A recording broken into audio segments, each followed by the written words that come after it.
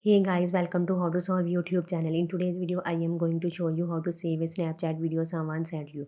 So let's begin right away. The very first step is to open the Snapchat app. Then go to the chat section by clicking on the bottom left. Also, you may swipe left. And then here you should make sure that it is a video by looking at the color. If it is blue, it is a video. If it is red, it is a picture. Since Snapchat still does not have a feature or an option where you can download a video that someone has sent you, we are going to use the screen recording option of our phone. If you don't have screen recording app or feature, you should download a screen recorder from the Google Play Store. We are going to do here is to open the snap or video